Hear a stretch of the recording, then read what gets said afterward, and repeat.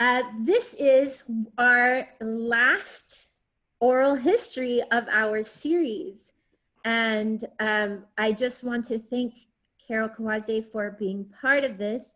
We are celebrating the 100th year anniversary of the 19th Amendment. But as members of the Sonoma County 2020 Women's Suffrage Project, we recognize that there were errors 100 years ago. Not all women had the right to vote. Only white women had the right to vote. We also recognize that we still do not have all our histories written, and all of us have political access. So for this series, as we celebrate the last 9 days of the enactment of the 19th Amendment, we wanted to make sure that those stories that are often excluded from history books, from classes, from museums, get heard. And with that, I am so thankful and excited to introduce Carol Tomiko Kawase, and who is a third generation Japanese American born and raised in Sonoma County. Her grandparents, and please correct me on my pronunciation, Kichitaro and Yasu Kawase were seed farm workers living in farm worker housing in San Juan Bautista, California. At that time, Waldo Emerson Ronert owned seed farm acreage in an arrangement with C.C. Morse Company in Hollister. In 1935, the family moved to Sonoma County to begin work on a new seed farm that Mr. Ronert created along with his son Fred through a 4,000-acre land purchase from the McNear Land Company. By 1939, the seeds harvested from this farm were considered a major horticultural asset to the county. Some say second only to the gardens of Luther Burbank in Santa Rosa. In 1940, grandfather Kawase purchased a poultry farm in Katati and became part of the active poultry farmers of 1940 and 50s, when Petaluma was then known as the egg capital of the world. Carol is a product of Santa Rosa School District, attending Santa Rosa Middle School, Santa Rosa High School, Santa Rosa Community College, and ultimately graduating with a degree in biology from California State University, Sonoma. She is a California licensed clinical laboratory scientist, currently employed by Healdsburg District Hospital as a generalist medical technologist, a lifelong advocate of equal opportunity and social justice. She is a life member of the Japanese American Citizens League Sonoma County chapter. As a member of the chapter, she served a number of board officer roles, culminating in several terms as chapter president. Her current role in the organization is 2 terms as district governor, overseeing 30 chapters, which service 3,000 plus members in Northern California, Western Nevada, and Pacific region. She has served as the PTA president, diversity training advocate at the elementary school level, co-creator of Japanese Culture Children's Program, anti-bullying resource guide, first-gen scholar mentor for first-generation college-bound Latinx high school students, and volunteer supporter for a number of other nonprofit organizations. It is my sincere pleasure to hear the stories and words that Carol has to impart on us, and the things that we can learn to not repeat in our history, and making sure that we go forward. I also want to just say thank you to Carol for and JACL's work in stopping the internment camps of current immigrants who are caged, and also for their efforts in stopping the investment of county funding for ICE. So thank you, Carol. And with that, we are all ears and ready to hear your story. Thank you, Bernice, for this invitation to speak today. And I truly appreciate the opportunity to share my personal life history as a part of this commemoration through the 19th Amendment Centennial Series. Now, in reviewing the struggle to get the 19th Amendment passed in Congress, I was surprised to learn that this happened way, way back at the first Women's Rights Convention in 1948, inspired by the very proactive women of the times. This shows the tenacity of women in general when tackling an equal opportunity issue for 70 years within a white male-dominated society. Resistance takes courage. Resistance takes fortitude. If I think about the 100-year struggle of women who formulate who I am as a third-generation Asian American, the first women who come to mind are my grandmothers. Now, both of my grandmothers immigrated from Japan, lured by the American dream, like all immigrants. It was a three-week trip in the bottom of a cargo steamer across the Pacific. Now, would I have done the same as a young adult, not able to speak English, not be prepared for the unknown? And coming from a very privileged background, I think not. It was a risk they were obviously willing to take, as they both came from very poor, dismal, destitute farming communities that was experiencing economic upheaval during the uprising of Imperial Japan. The trek was probably more desperation than adventure. And while the mostly white upper class women were protesting back east, my grandmothers were doing backbreaking labor in the fields of California. My maternal grandmother, Akiyama, was and well remembered for being a very strong-willed woman. And she had to be because she immigrated from Japan in 1911 at the very young age of 19. She found herself toiling alongside her new husband, 15 years her senior, trying to eke out a living on a truck farm, growing vegetables and trucking them to Sacramento to be sold at the local farmers market. Within a span of 20 years, my grandmother had 11 children, 2 of which died in infancy. Now, life in America during the 1920s and 30s were harsh due to the political atmosphere. There was the 1907 Gentlemen's Agreement, the California Alien Land Law of 1913, the Asian Exclusion Act of 1924. Yellow peril was a common term used in news media to fuel the racism and the animosity in California, fomented by the Asian Exclusion League.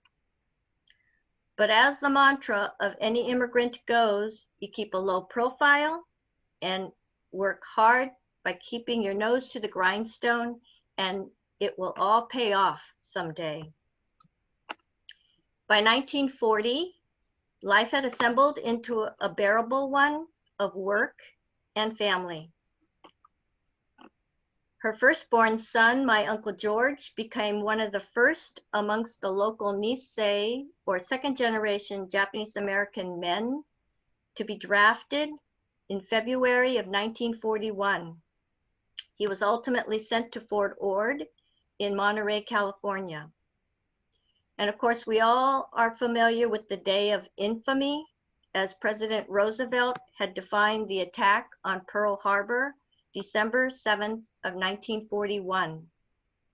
Overnight, everyone in the Japanese community was deemed an enemy.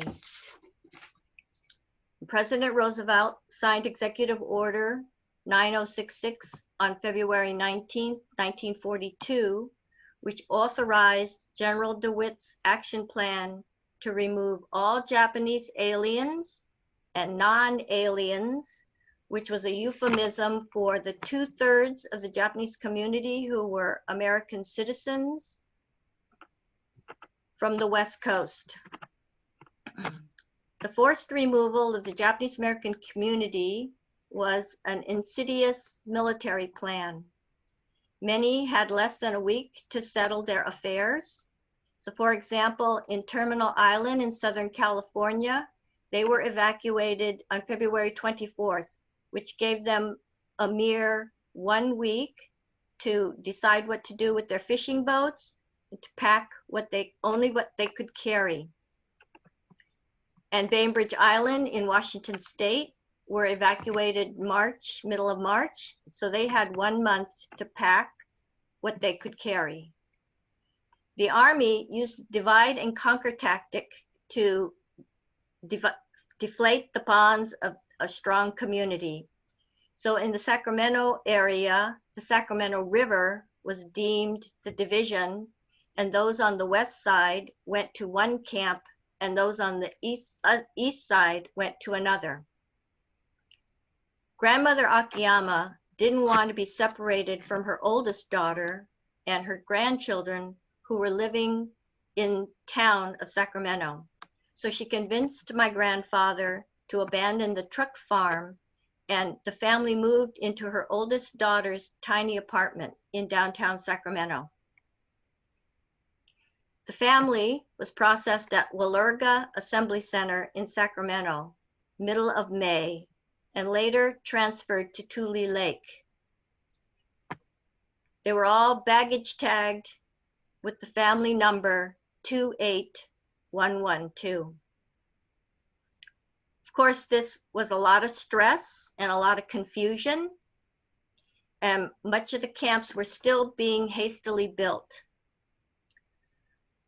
But knowing an immigrant, you have to make a hovel a home. Then February of that next year, a loyalty questionnaire was distributed amongst the 10 camps. It was devised to determine the likelihood that US-born Nisei, second-generation Japanese Americans considered for military service would or would not be loyal to the US. Grandmother Akiyama had 3 sons who were over the age of 18, and she didn't want them to be sent overseas to the European fighting like her firstborn Uncle George, who by this time was assigned to a segregated unit, the F Company, in the 442nd 100th Battalion.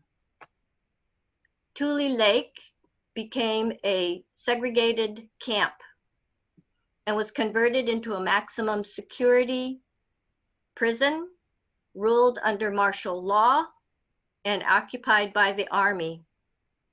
And despite the objections of her older sons wanting to prove their loyalty, she demands that everyone in the family answer no to 2 key loyalty questionnaires, number 27 and number 28, to keep the family together. Now, how you answered those questions determined whether or not you were to undergo a segregation hearing, whether you did not answer the questions at all, whether you answered yes, no, or no, yes, or you answered with exceptions written in the margins.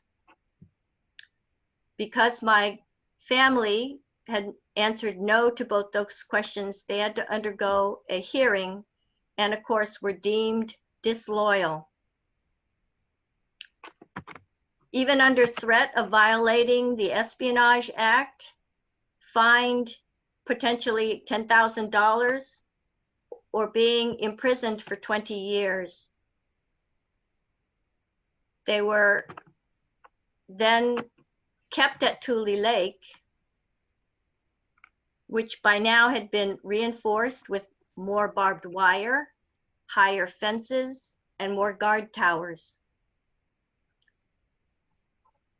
The influx of the disloyals from the other 9 camps filled the facility to capacity. It was really built for 15,000 incarcerees, but there were 18.7 thousand no-nos or disloyals who came to Tule Lake. And the overcrowding proved to be a hotbed of violence, which were quite memorable for my mother, who was 16 at the time. To add insult to injury, the unthinkable happened. My Uncle George was killed in action, in July of 44 in Italy, and then a few months later, grandfather Akiyama died in camp. Interestingly enough, a very quiet, mild-mannered woman by the name of Mitsue Endo had a lawsuit that made it all the way up to the Supreme Court, and she won her case. It was determined that it was unconstitutional for a loyal citizen without due process be incarcerated in a war relocation camp. And shortly thereafter, the U.S. Justice Department announced the closure of all 10 incarceration camps. But my Akiyama family could not leave because they were deemed a security risk and had to endure another hearing to prove their loyalty, and they did not leave until 3 months later. Now, my paternal grandmother, Kawase, was a seamstress, sewing fine silk kimonos by hand. But of course, in the Depression, in Japan, no one could afford such finery, so she immigrated to the US in 1920 when she was 20 years old. And as described in my introduction, by 1930, she ended up farming alongside her husband on that seed farm, enduring the same hardships and the racism of grandmother Akiyama. Now you can imagine the harshness of the times, because by now it's the start of the Great Depression. And in 1935, they moved to Sonoma County to work on that seed farm that Mr. Rohner created.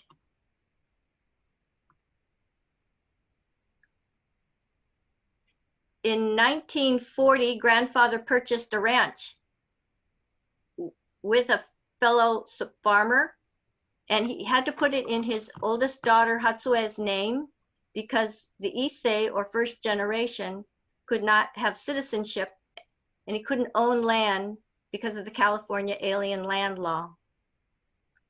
And the family moved to a small house on 13 acres of land in Katati, and ultimately, like the Akiyama family, they were forcibly removed mid-May in 1942. They fortunately had 3 months, though, to decide what to pack up to carry, bury their treasures in the backyard, and they transferred the farm to a Chinese American family. The Kawase family was sent to Merced Assembly Center and then on to Amachi Camp in Granada, Colorado, similarly baggage tagged with the family number 28959. Now, life in Amachi was slightly less adversarial because then Governor of Colorado, Ralph Carr, was sympathetic to the Japanese American plight and was an outspoken critic of the Roosevelt signing of Executive Order 9066. My dad and aunt had the opportunity to move off camp to work at the Broadmoor Hotel in Colorado Springs, and other incarcerees were allowed to work in the fields outside of camp because many of the field's hand workers had either volunteered or been drafted for the war effort. My grandfather Kawase also died in camp just a few months before they were all released. And fortunately, the Kawase family was lucky enough to move back to the farm, which was not the case for many families who had lost property, careers, and businesses. My mother and father met in 1950, and I grew up on the very farm that my grandfather bought in 1940. It was a working farm, and my brother and I worked alongside my parents until the chicken farm industry collapsed and we had to sell the farm. The loss was heavy. However, we were always raised to believe that the road to a more successful life was with a college degree, and we ended up taking advantage of the local colleges, which was way more affordable back then than it is today. I grew up during the civil rights movement, And our family was part of a tightly knit community that was anchored by the Emmanji Buddhist Church that was established in 1928 in Sonoma County.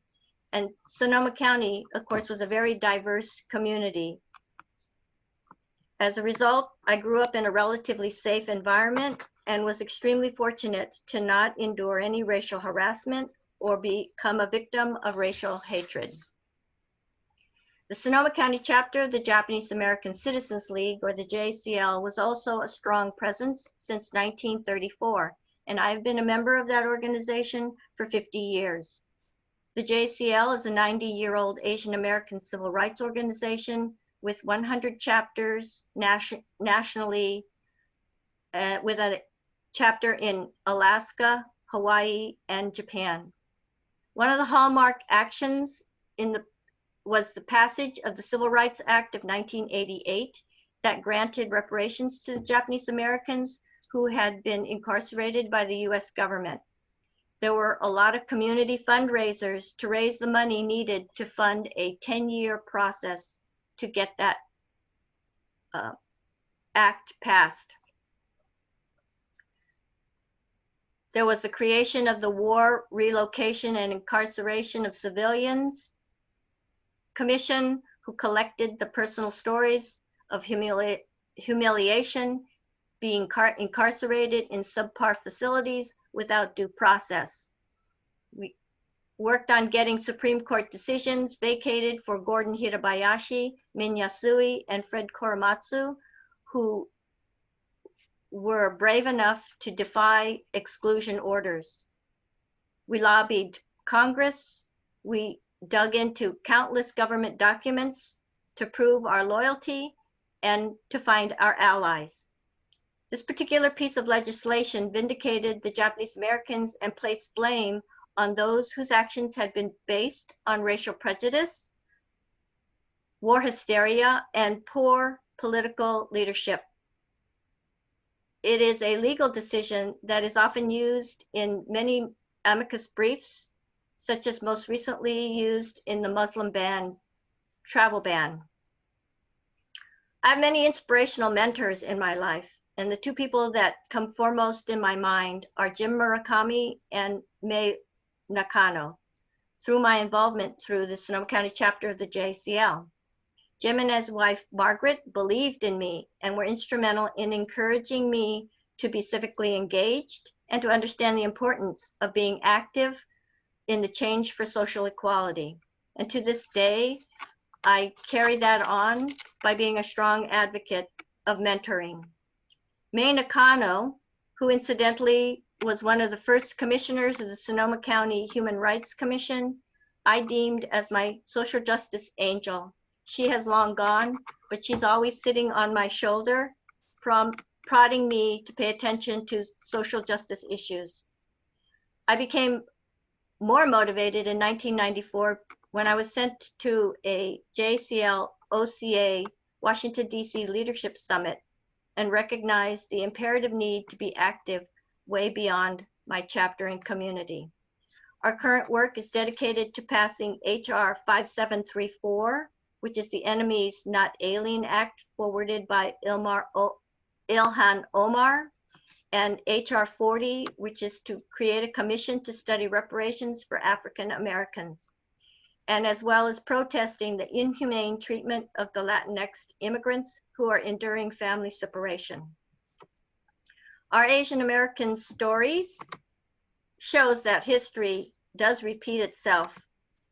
Xenophobia and oppression is still rampant today. And back in the turn of the 19th century, despite the active participation of Indigenous Native Americans, Black Americans, Latin Americans, Asian American women in the fight for the 19th Amendment, it ultimately came down to the ability for white, rich women to vote. And that is because back then, there was the inability to become a citizen. There were the Jim Crow laws, disenfranchising the Native American and working poor, inability to pay for polling taxes, pass literacy tests, overcome voter ID laws, and many of the other voter suppression tactics that oppress the non-white minority. The Voting Rights Act of 1965 sure overcame some of the discrepancies, but it wasn't until the 1980s really that women started becoming active in utilizing that power to vote. And as I had mentioned from the start, I appreciate the opportunity to commemorate the struggle to have this precious right to vote. But here's the caveat: don't squander or give up your right. We hear in the news every day that it's obvious that voter suppression tactics of the past have become modernized and alive and actively circulating the internet through social media, perpetuating the myths of voter fraud, stricter voter ID requirements, ballots in only a few languages or confusing layouts, less polling places, making it difficult for low-income communities, purging voter registries, unnecessary photo ID, denying prison inmates the right to vote, and gerrymandering are all voter suppression tactics that we see today.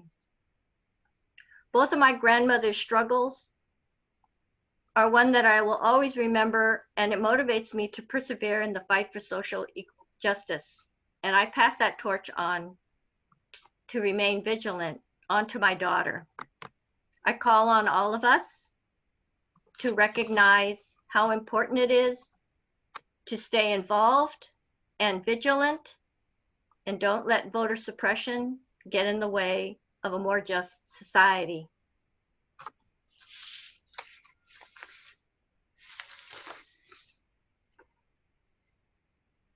Thank you so much, Carol.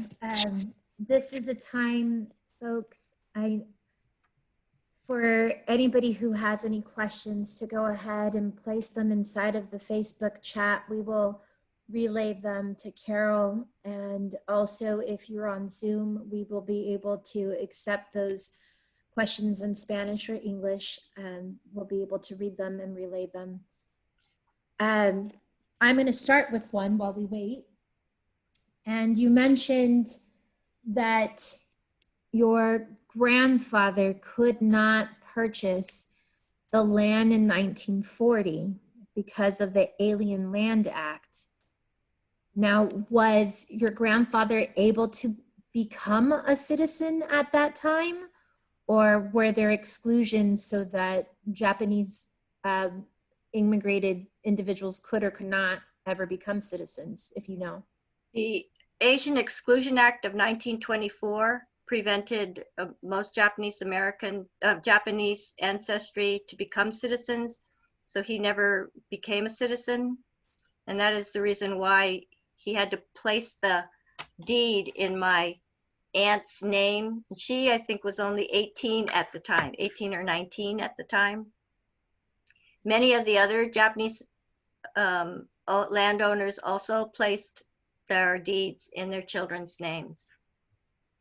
And I find that so interesting because we're celebrating 100 years of the 19th Amendment, where white women could vote, but 4 years after, there was a law that said Asian immigrants cannot become naturalized citizens and therefore have no ability to vote.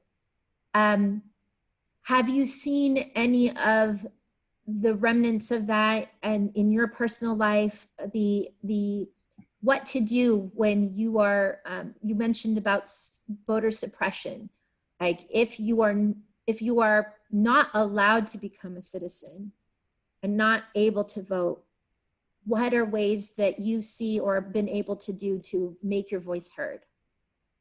Well, certainly, I believe that even if you don't have the right to vote, to stay in tune to what's happening in the United States and to educate those who have the opportunity to vote. So therefore, I think a lot of children of immigrant families become the spokesperson for that family. And if you, in the California, I think you can be 18 and vote. So even though you are able to, that you're young, you still should pay attention to what's happening and vote on behalf of your family members who cannot. I know third as a third generation, even though I didn't have the greatest command of the Japanese language, I had to do a lot of interpreting for my grandmother whenever she went to the store or went to the doctor. And I know that for a fact that many young Latinx families have kids as young as in the 5th grade who are interpreting for their parents. And that's a scary situation for young people to be in. That weight of making sure you answered the question correctly or made the right decision based on what you could comprehend that that was being asked of a parent is pretty, I believe, pretty scary. So it Thank you takes a for lot of courage to stand up, I think. Thank you for bringing up that issue. As part of the Social Justice and Advocacy Committee, we really tried to take into consideration language access. Predominantly, we've been focusing on Spanish interpretation, but as you said, these big issues that we want to convey and have understood, and so many times are dependent on children or people who do not have command of the first language of their family members. You have been in this county during several of the last disasters, including the one that we currently are in the Wallbridge fire. How have you seen the outreach to the Asian community in this area, making sure that, I know you probably know the statistics better than I do about what the percentages are, but we do have a Nepali community, and we have a Cambodian community, and we have a Vietnamese community, and we have a Japanese community. What have you seen in terms of outreach and connection and inclusion of the Asian community here? One of the challenges in having a coalition with many of the other immigrant Asian communities is that because they're recent immigrants, there's a certain amount of fear factor and in wanting to trust other communities. And the challenge is to reach out and make those connections one-on-one and keep them going to have a coalition of Asian American immigrants. I find that many times Asian communities have a tendency to stay within their own community because there's strength in numbers there and you're familiar with the elders or the leaders and don't reach out to other Asian groups. And then what happens is when there's a disaster or some racial harassment that happens, allies are. And I warn other groups, not only Asian American groups, but other groups to make those connections and find your allies now because there's strength in numbers and you're proactively prepared for when something negative happens to a community member within your community or children. Children have been very high targets for bullying when you're a minority. Carol, so that's what would be my advice, would be to reach out to each other and certainly learn about each other's culture and break down the barriers of fear to be able to create coalitions to fight for equality when you really need to. Thank you, Carol. That's such great advice And I thank you for letting us use your back as a bridge. Bridges connect, but being a bridge is painful. And so I thank you for the emotional labor, the time that you do that, and the sacrifice that you've done in order to be a bridge. We do have a question.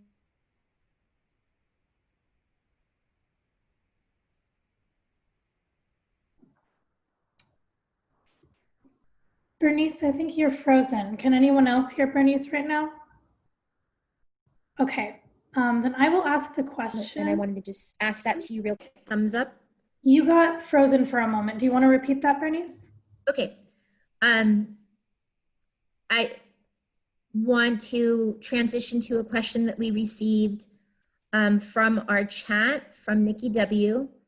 And I'll rephrase it just a tiny bit, but the question is, do you feel that the suppression and prejudice against your ancestors has passed down or affected your generation?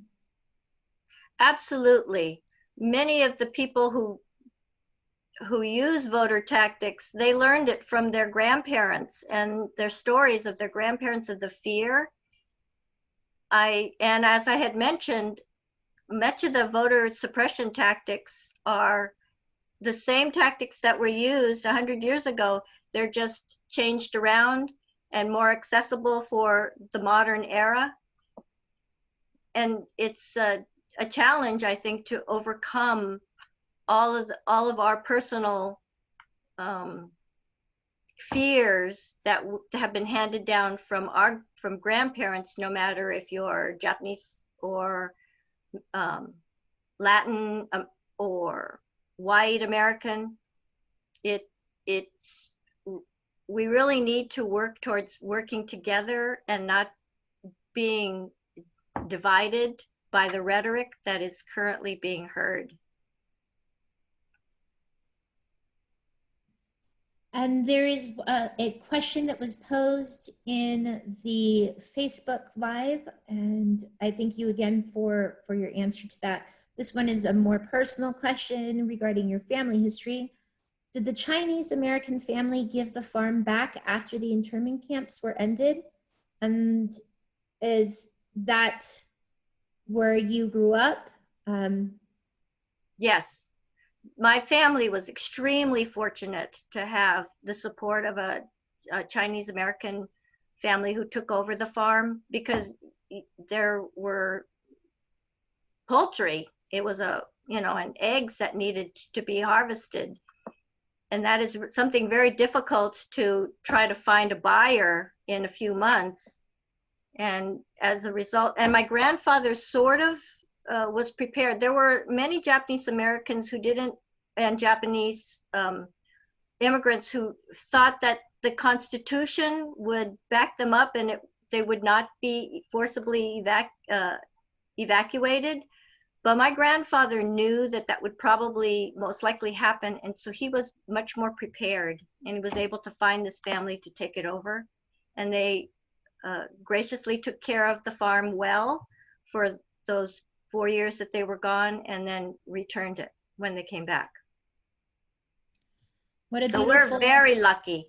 I mean, there are horrible stories of businesses that just had to leave everything that was in it, selling things for 10 cents on the dollar, people who were so angry that they ended up burning all of their things just because they didn't want anybody else to have them. If you do a lot of research on stories of other Japanese American families, there are quite a few horror stories. Sonoma County is a very diverse community. Many of the other farmers were from Italy and Germany and Philippines and Mexico, and so I believe that many of the farmers in Sonoma County didn't endure much of what happened in other counties in California. We have an oral history project called Giri, and in it there were stories of many of the Japanese Americans in Sonoma County who talked about the generosity of members of Sonoma County in helping them get through the incarceration and then helping them get restarted when they came back. I appreciate you sharing that. I did not know these things. It is hard, I think, as a newer resident. I've been here for 4.5 years now. It doesn't feel so much diverse as you have let us know. Wait, these lands were, yes, native, and then also by Germans, Italians, Japanese, Mexican, Filipino. Do you still think that diversity and richness is here or welcomed or seen?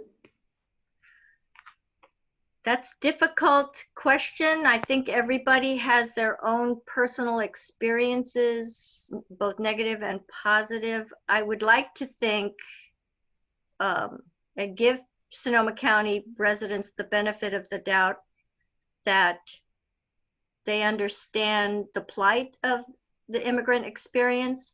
And certainly, I'm sure many of the big towns in Sonoma County are not near like what other big cities, St. Louis, that are experiencing Black Lives Matter issues.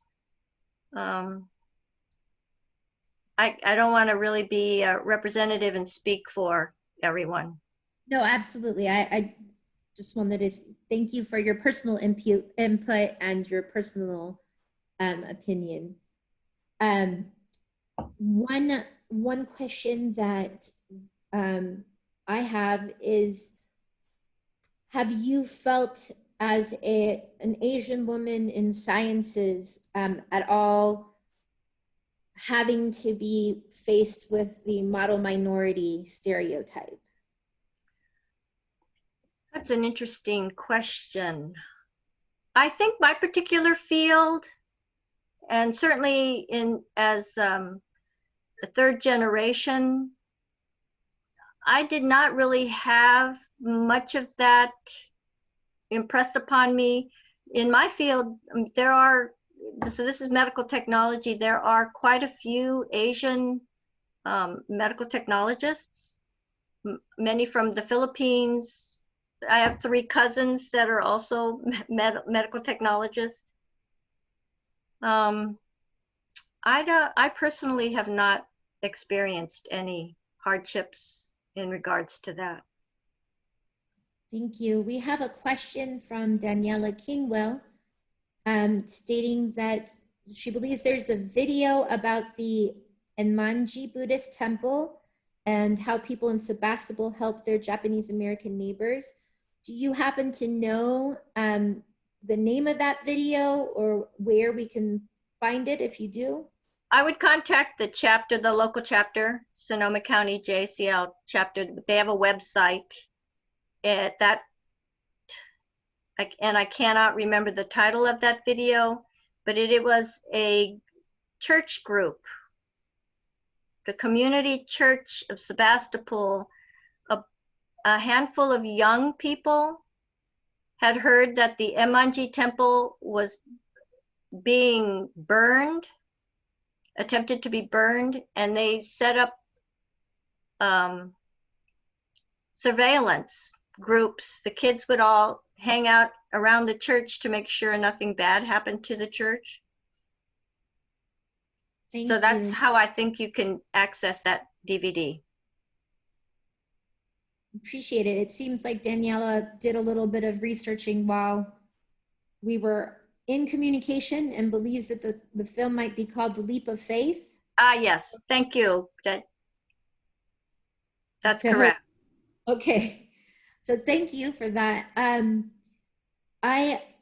have a question regarding what would you like to be celebrated? What stories and things that you want to hear more? You said that you were putting together an oral history. What is part of the oral histories that you're collecting in that, and where can we find them? I am mostly working currently on my own personal family oral history, and immigrant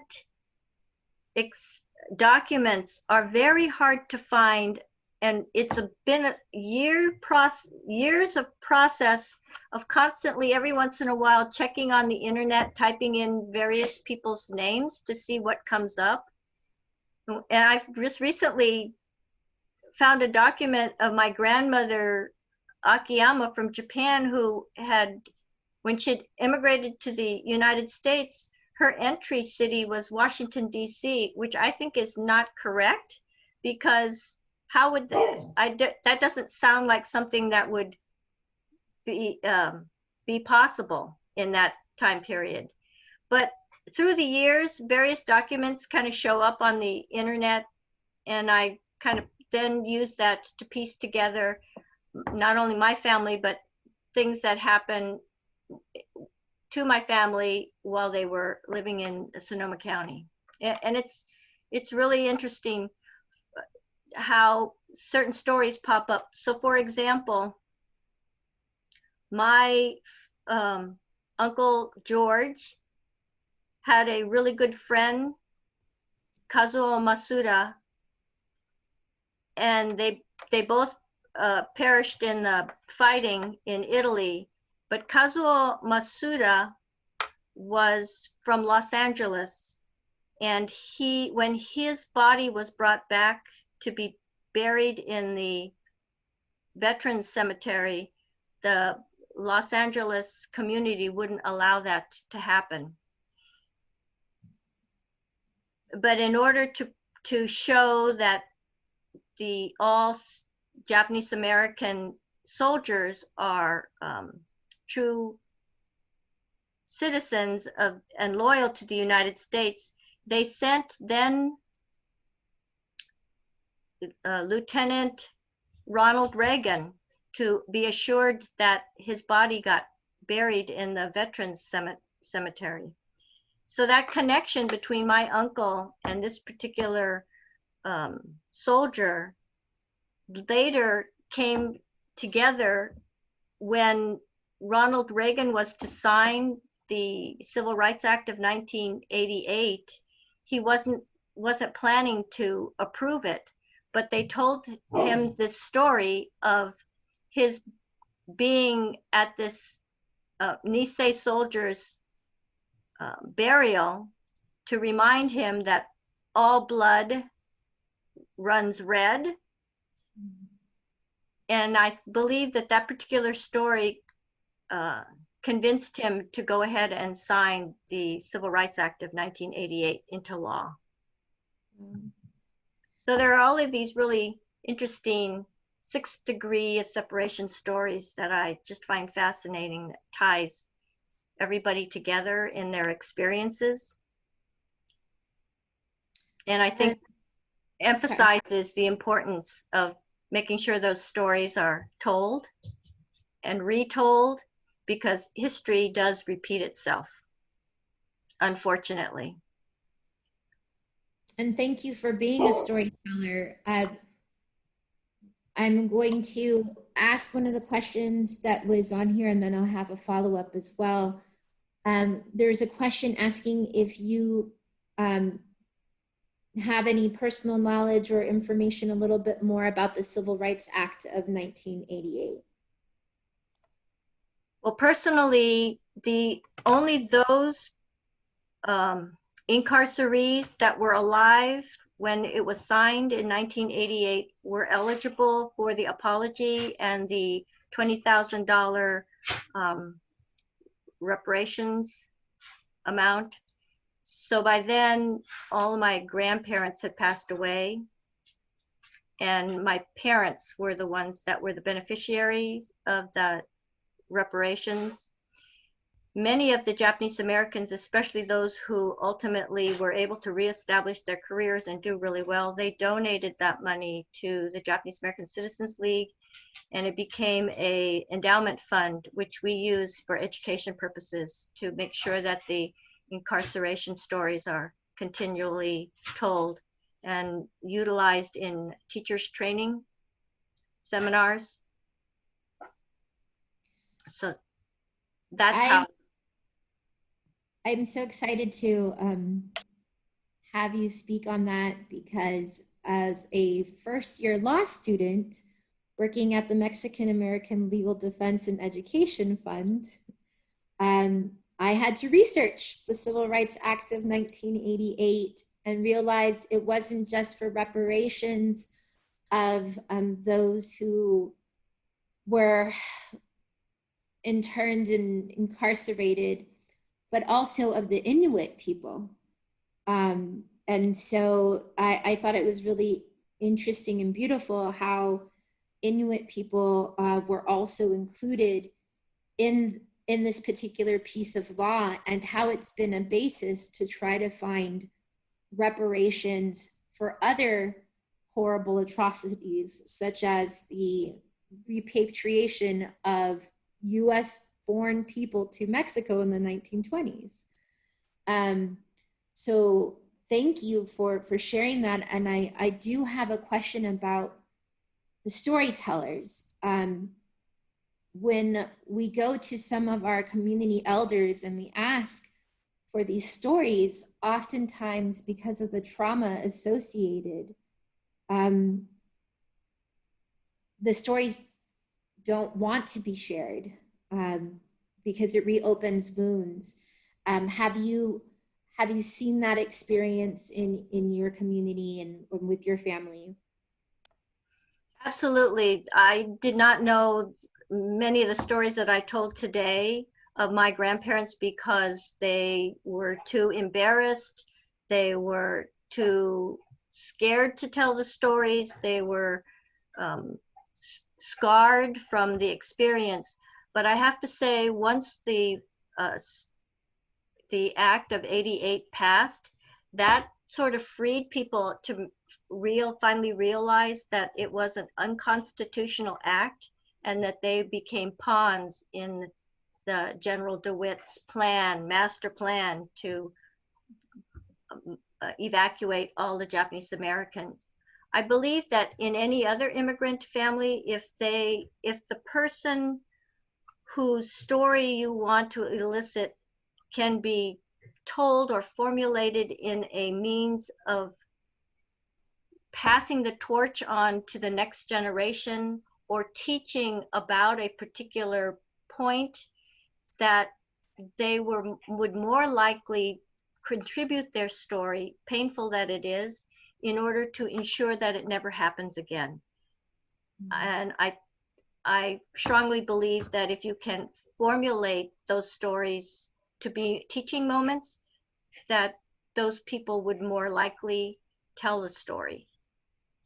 And the more you tell the story, the easier it becomes and the more details start coming out.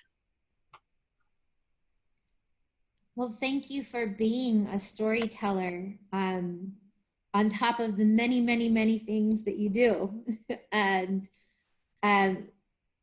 again, if there's any website or groups that you would like us to make sure that we're connected to and know about, would you please let us know so that way we can reach out and participate and contribute?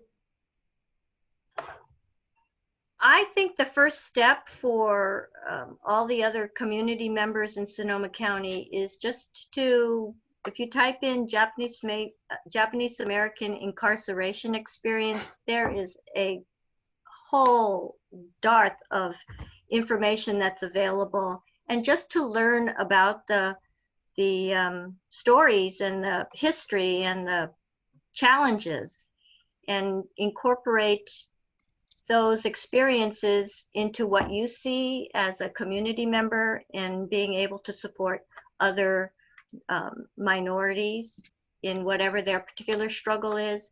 It can be as simple as having difficulty at work because someone is racially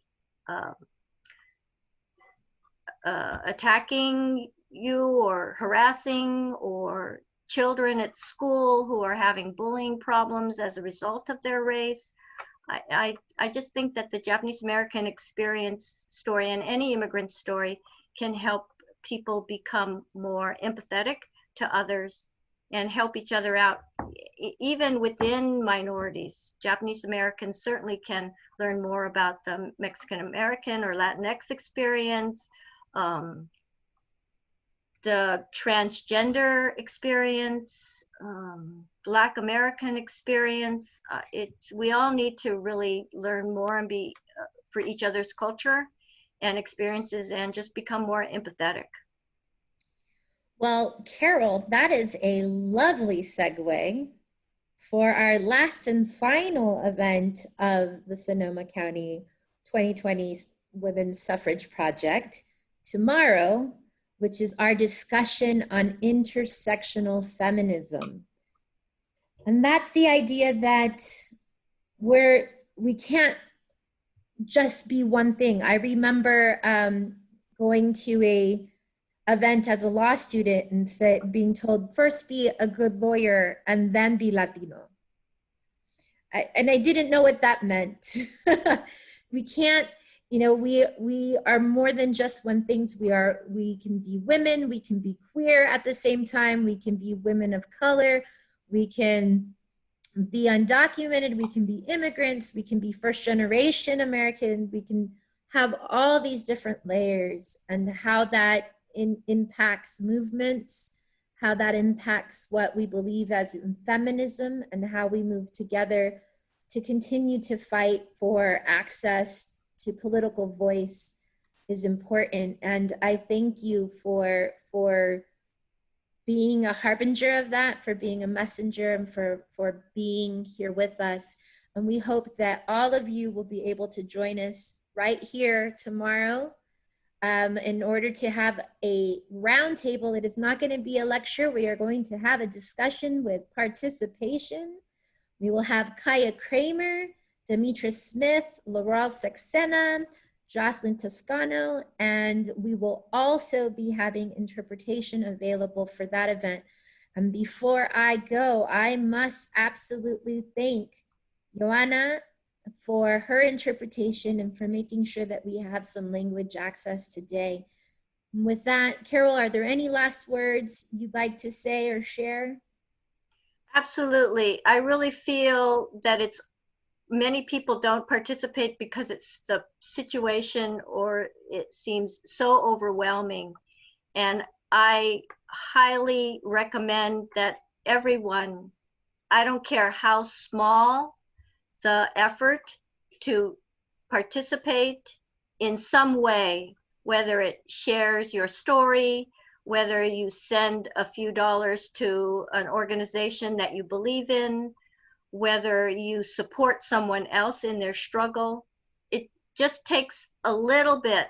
If we all worked together, imagine what the change we could make for social justice and equality for all.